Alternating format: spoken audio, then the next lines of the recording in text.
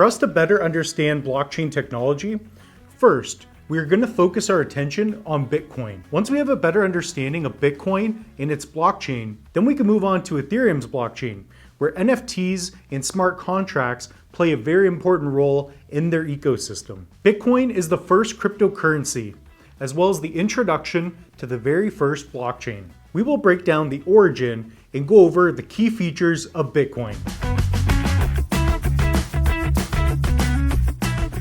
Bitcoin is more than just a digital money. Bitcoin started when Satoshi Nakamoto, who is the presumed synonymous person or persons who developed Bitcoin, who authorized a first white paper called the Peer-to-Peer Electronic Cash System. Here are 4 important things to take away from Bitcoin that have made it so popular today. Number 1 is blockchain technology. Blockchain plays a major role in NFTs. Bitcoin and other cryptocurrencies are viewed as an asset, just like a stock or a house. When Satoshi created Bitcoin, he also introduced the first blockchain database. Think of the blockchain as a public ledger that stores private keys and public keys inside. When we create a new Bitcoin wallet, there's a new public address and private address key that now lives on the blockchain. And this is where your coins are stored on. When the public address of the wallet receives coins, it is then stored onto the private keys of that wallet. What makes Bitcoin and other crypto so unique is that the owner of that wallet is the only person who is able to access those coins. Pretty cool, isn't it? Bitcoin is divisible by 8 decimal points. For example, today the value of 1 Bitcoin is roughly $43,000 USD. So if you want to send somebody $1,000 to another address, you would send somebody 0.023 Bitcoin. Bitcoin can be broken into less than a penny, which is also known as a Satoshi, a nod to the creator. Number 2 is security. So is Bitcoin anonymous? Well, not exactly. While the owner of the wallet remains anonymous, Bitcoin is very transparent. Bitcoin's blockchain is a public ledger where anybody can see the value of each private key. It is anonymous as to who owns that private key, and it's also very secure. When you generate a new Bitcoin wallet, you will have access to both the private and the public key. The public key can be shared, while the private key should never be shared with anybody. The public key does 2 main things. Number 1, the public key is used to receive coins. To receive Bitcoin, the sender will have to send coins to the Bitcoin public address. Once the public address receives coins, they are then stored onto the private keys, which are held in the person's wallet. Number 2, the public key is used as a way to see what is held inside the wallet. Anyone can see the amount of Bitcoin held on that private key, except your private key is never shown to the public. Only the owner of the wallet can never do that. This is what makes Bitcoin so transparent yet so secure today. Number 3, decentralization. Today, Bitcoin is not only the most popular coin, but also the most popular blockchain. Bitcoin is also the most decentralized network in the world. So what is decentralization? While fiat currencies are printed by governments and given to banks and then loaned out to its citizens, no one owns Bitcoin. Anyone can generate a Bitcoin wallet, send and receive coins without the need of a third party like a bank.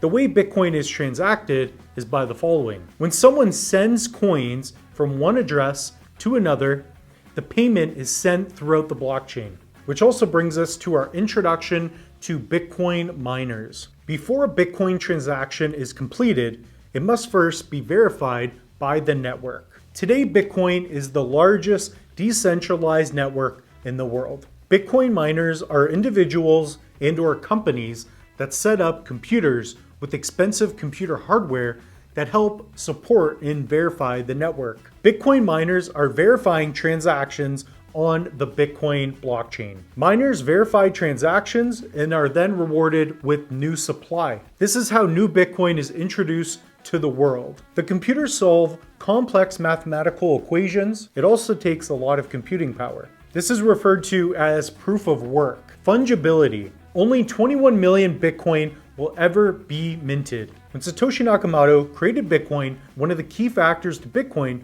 is that there will only be 21 million Bitcoins ever minted. Today we have roughly 19 million Bitcoin in circulation, and it won't be till about 2140 when the final Bitcoin will be created or minted.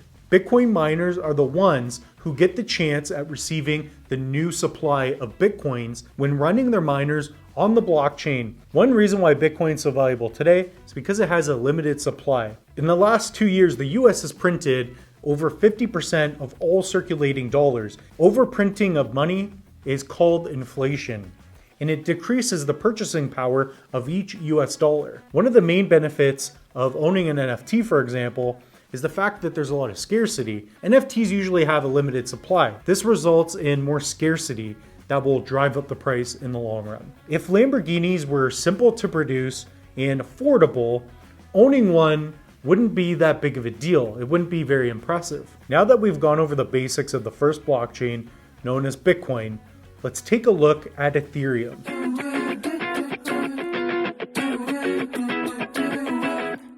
Ethereum was conceived in 2013 by programmer Vitalik Buterin.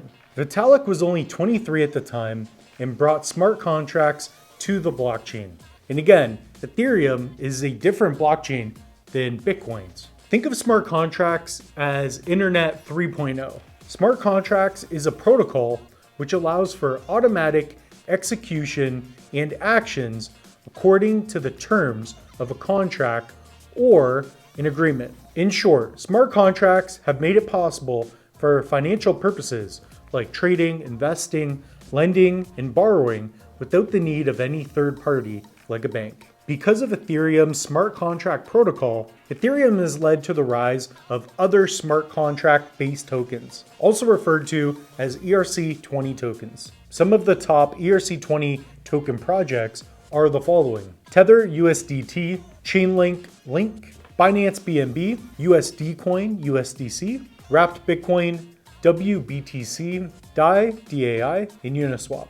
As of March 24, 2022, around 500,000 ERC20 compatible tokens exist on Ethereum's main network. To better visualize this, imagine all of these projects running on top of Ethereum's decentralized network. All of these ERC20 tokens can now leverage the infrastructure that Ethereum has built. This allows for ERC20 based tokens to leverage the already existing decentralized Ethereum network. So now when users are sending and receiving tokens and NFTs, everything is verified and secured by Ethereum's blockchain. Decentralized finance is one of the terms used for programmable money loans and decision making on the blockchain. This is also referred to as DeFi. Think of it this way: Bitcoin allows you to send coins through the blockchain anywhere in the world, while Ethereum allows you to send digital assets that also hold smart contracts. These smart contracts are what gives, for example,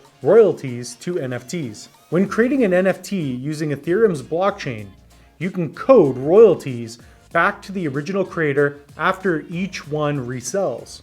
Imagine if our fiat money could communicate with other currencies and implement protocols. For example, you can program loans on the blockchain without the need of a third party to do the paperwork or to verify the legitimacy of that loan. Ethereum today is one of the largest cryptocurrencies in the world. In fact, about 20% of the total market cap is in Ethereum. What that means is that 20% of all dollars put into cryptos have been invested into Ethereum. Personally, I remember when Ethereum was about $30 a coin, and I could have never imagined that just 5 years later, it would have gone up to over $3,500 per coin. Today, Ethereum is one of the most influential crypto projects and will most likely surpass Bitcoin's market cap in about 5 to 10 years. That's going to be a rough estimate. Again, don't take my word for it. It's just what I believe. One of the reasons I believe this will happen is because of NFTs, DeFi, and other smart contract-based projects that are built on top of Ethereum. Bitcoin simply allows you to send an asset, Bitcoin, around the blockchain, while Ethereum's blockchain allows for many projects to be built on top of it. As an example, with an NFT image or digital token, you could mint a picture, add it to the blockchain, and verify its legitimacy. You could also buy and sell, add the amount created, have a history of transactions, and so on. That's all we have for you in this video. We will see you in the next one.